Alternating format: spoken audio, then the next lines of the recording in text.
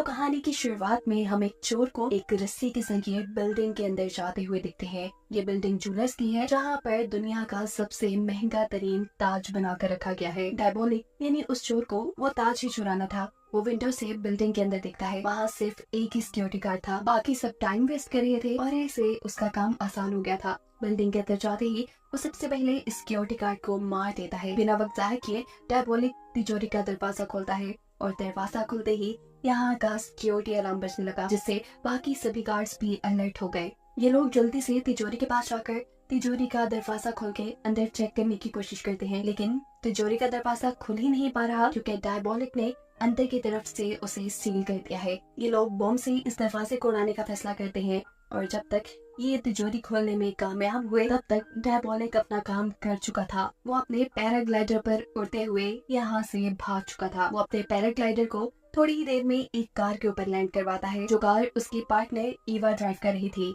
और ये दोनों उस कीमती ताज को लेकर यहाँ से फरार हो जाते हैं। सीन कट होता है और अगले दिन हम देखते हैं कि डायबोलिक ने जिस ज्वेलर कंपनी का ताज चुराया था, उसी कंपनी ने अपनी ज्वेलरी की लॉन्च पार्टी रखी थी, जहाँ 5 सुपर मॉडल्स उनकी कंपनी के सबसे महंगी ज्वेलरी पहनकर डांस परफॉर्म करती हैं। ये ज्वेलरी इतने खूबसूरत थी कि सभी इसे लेने के लिए बेताब हो गए। इस पार्टी में सिक्योरिटी भी काफी टाइट रखी गई थी क्योंकि पहले भी डायबोलिक एक कीमती ताज चुरा चुका था। उन्हें डर था कि यहाँ पर भी कुछ ऐसा ना हो जाए। ये सुपर मॉडल्स जैसे ही अपनी डांस परफॉर्मेंस खत्म करती हैं, एकदम से यहाँ पे लाइट चली जाती है। लाइट के बंद होते ही सिक्योरिटी इश्यूज के चलते एक पुलिस ऑफिसर इन सभी सुपर मॉडल्स को एक सेफ रूम में ले जाता है। इस रूम में जाते ही सिक्योरिटी गार्ड रूम का शटर बंद कर देता है और हमें दिखाया जाता है कि असल में ये कोई रूम नहीं था, बल्कि ये तो एक कंटेनर था जो इन मॉडल्स को उठाकर यहाँ से ले गया। और जिस ऑफिसर ने ये काम किया था वो भी कोई पुलिस ऑफिसर नहीं था, वो डायबोलिक ही था जिसने अपने फेस के ऊपर पुलिस ऑफिसर का मास्क चढ़ा लिया था।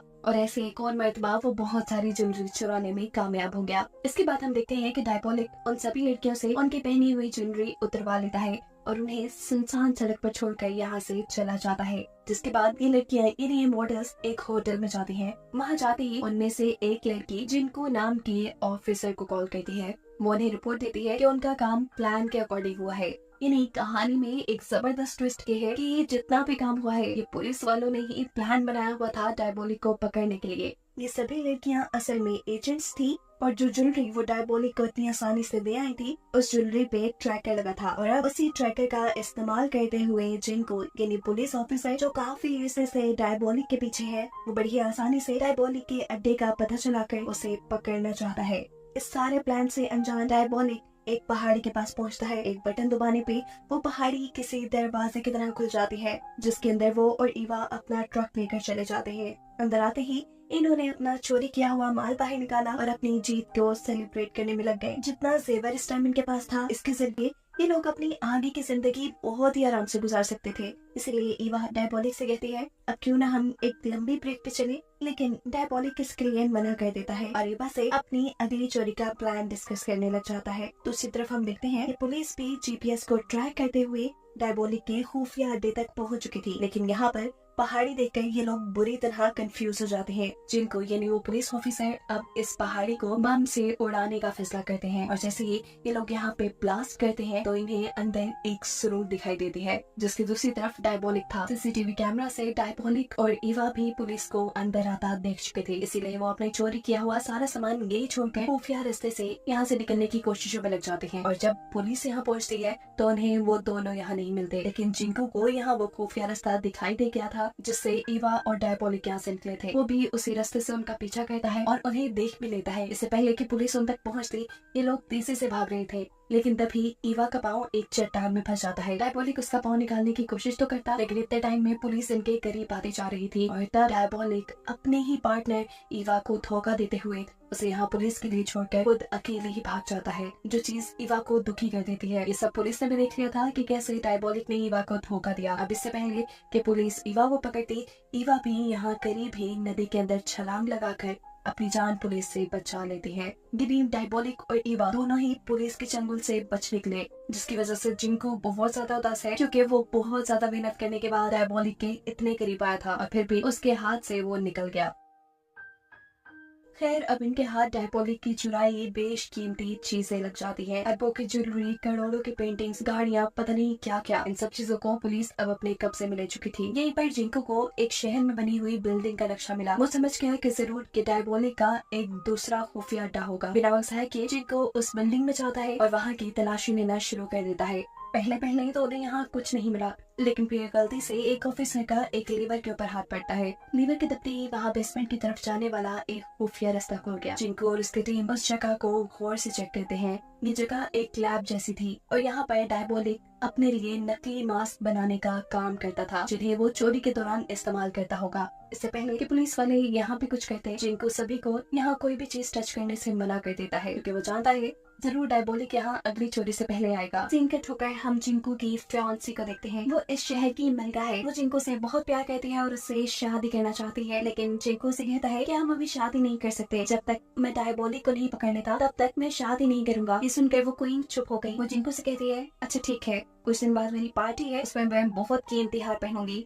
मैं चाहती हूँ कि तुम उस दिन मेरे साथ पार्टी में रहो ताकि उस नेकलेस को कोई चुरा न सके। सीन कट होकर हमें उसी बिल्डिंग का सीन दिखाया जाता है जहाँ डायबोलिक ने मास्क बनाने वाली मशीन रखी थी। यहाँ पर बहुत से पुलिस ऑफिसर्स तैनात थे। डायबोलिक वहाँ पर माइक लगाकर सभी पुलिस ऑफिसर्स की बातें सुनना शुरू कर देता है। पुलिस वाले अपनी ड्यूटीज चेंज कर रहे थे और अब ड्यूटी थी रोलर की। दूसरे पुलिस ऑफिसर के यहाँ से जाते ही डायबोलिक बेसमेंट का दरवाजा खोल लेता है। बेसमेंट का दरवाजा खुलते ही ऑफिसर की भी नजर डायबोलिक पे पड़ती है और वो गोलियों की बरसात शुरू कर देता है, लेकिन एक भी गोली डायबोलिक को नहीं लगी, क्योंकि उनके दरमियान में एक मिरर की दीवार है। गोलियों की आवाज सुनते हुए सभी ऑफिसर्स अलर्ट होकर इस बेसमेंट में आ गए, जहाँ कर वो देखते हैं कि रोलर यानी उनका पुलिस ऑफिसर जमीन पे बेहोश पड़ा था और डायबोलिक अपनी मास्क बनाने वाली मशीन चुरा कर भाग चुका था। ये खबर जैसे ही जिंको को मिलती है तो जिंको अपने ऑफिसर्स पर बहुत ज्यादा गुस्सा हो रहा था कि कैसी डायबोलिक उनके नाक के नीचे से अपनी मशीन लेके आ। अब अगले दिन जिंको को हायर अथॉरिटीज बुलाती हैं। वो जिंको से पूछते हैं कि अब आपकी अगली स्ट्रेटेजी क्या होगी। अभी ये लोग बात ही कर रहे थे कि यहाँ इनको ईवा की कॉल आती है। ईवा जानती थी कि डायबोलिक के साथ साथ पुलिस उसे भी ढूंढ रही है। वो पुलिस से कहती है, डायबोलिक ने मुझे धोखा दिया है, इसलिए मैं डायबोलिक को पकड़ने में आपका साथ दूंगी, लेकिन इसके बदले मुझे भी आप लोगों से कुछ चाहिए। डायबोलिक को पकड़ने के बाद आप लोग मुझे आजाद कर देंगे, मेरे ऊपर लगे हुए सभी इल्जाम खत्म कर दिए जाएंगे और साथ ही आप लोग मुझे सही सलामत एक दूसरी कंट्री में सेटल भी करेंगे। ये सारी बातें कहने के बाद ईवा से कहती है, मैं आप लोग को फैसला करने का सिर्फ आधा घंटा दे रही हूँ। ये कहते ही वो फोन बंद कर देती है। हायर अथॉरिटीज को ईवा का ये आइडिया पसंद आया। उन्होंने जिंको को इसी आइडिया पे काम करने के लिए कहा, लेकिन जिंको इस बात पे एग्री नहीं था। वो डायबोलिक के साथ साथ ईवा को भी पकड़ना चाहता था। कुछ सोचते हुए वो इस ऑफिस से निकलकर अपने ऑफिस में चला जाता है। वहाँ अपनी टीम से मीटिंग करते हुए वो एक प्लान करता है कि जब अगले आधे घंटे बाद मुझे ईवा की कॉल आएगी तो मैं ईवा को बातों में उलझा कर रखूंगा। तुम लोग ईवा की लोकेशन ट्रैक करना और जाकर उसे गिरफ्तार कर लेना। जिनको का बनाया प्लान बिल्कुल ठीक वर्क कर रहा था। जैसे ही ईवा ने उसे कॉल की, उसने ईवा को बातों में लगा लिया और पीछे से पुलिस उसकी लोकेशन को ट्रैक करते हुए उस तक पहुंच गई। लेकिन ईवा किसी खुफिया अड्डे से नहीं बल्कि एक नॉर्मल फोन बूथ से उन्हें कॉल कर रही थी। अब जैसे ही ये लोग ईवा को पकड़ने के लिए फोन बूथ में जाते हैं तो देखते हैं कि वहाँ कोई नहीं, क्योंकि ईवा फोन बूथ के बिल्कुल ठीक नीचे लगी सुरंग से भाग चुकी है। और ऐसे जिंको का प्लान एक मर्तबा फिर फेल हो गया। यहाँ पुलिस स्टेशन में जितना भी पुलिस ने डायबोलिक का चुराया हुआ सामान उठाया था, एक ऑफिसर नोटिस करती है कि उसमें से एक ब्रेसलेट गायब है। वही ब्रेसलेट जिसके अंदर ट्रैकर लगा था। वो जान गई थी कि जरूर ये ईवा के हाथ में ही होगा और इस चीज की खबर वो फौरन जिंको को दे देती है, जिसका मतलब था कि ये लोग अभी भी ईवा के लोकेशन को ट्रेस करके उसे पकड़ सकते थे। इनका शक बिल्कुल ठीक था। ईवा ने वो ब्रेसलेट पहन रखा था, जिसकी मदद से वो लोकेशन को ट्रैक करते हुए उस तक पहुंच जाते हैं।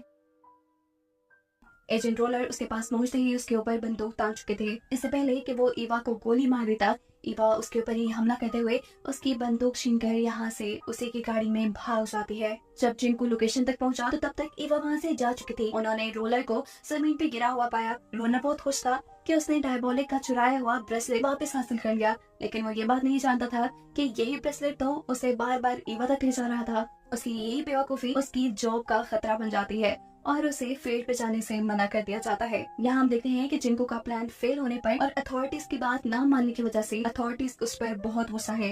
वो उसे लास्ट वार्निंग देते हैं कि अगर उसने ईवा के साथ मिलकर काम ना किया तो उसे नौकरी से निकाल दिया जाएगा। जिनको के पास कोई दूसरा ऑप्शन था ही नहीं, इसलिए उसने ईवा के साथ मिलने का फैसला कर लिया। वो अब ईवा के लिए अखबार के जरिए एक सीक्रेट मैसेज भिजवाता है, जिसे पढ़कर ईवा उसे कॉल करती है और शाम में ये लोग मिलने का प्लान बनाते हैं। ईवा यहाँ जिंको को बताती है कि डायबॉलिक किसी भी हाल में अपना चोरी का माल वापस हासिल करना चाहता है। इसीलिए हमें अंडरवर्ल्ड में इस बात को फैला देना होगा कि पुलिस डायबॉलिक का चुराया हुआ सारा माल किसी सेफ जगह पर ले जा रही है। जरूर उसे लेने के लिए डायबॉलिक आएगा और तब हम डायबॉलिक को पकड़ लेंगे। इवा प्लान एक्सप्लेन कहती है कि वो ये खबर अंडरवर्ल्ड में फैलाने के बाद बहुत सारी सिक्योरिटी की गाड़ियों के साथ एक वैन को निकालेंगे, लेकिन इस वैन में हम असली सोना नहीं रखेंगे। ये वैन सिर्फ डायबॉलिक को डिस्ट्रैक्ट करने के लिए होगी। उसे लगेगा कि इसमें सोना है, इसीलिए वो उसे चुराने के लिए जरूर आएगा। इस वैन को हम एक सुरंग से गुजारेंगे और जैसे ही डायबॉलिक सुरंग तक पहुंचेगा हम उसे चारों तरफ से घेर देंगे। दूसरी तरफ असली सोने को हम एक खटारा सी वैन में किसी दूसरी जगह भेज देंगे। जिनको को ये आइडिया बहुत पसंद आया था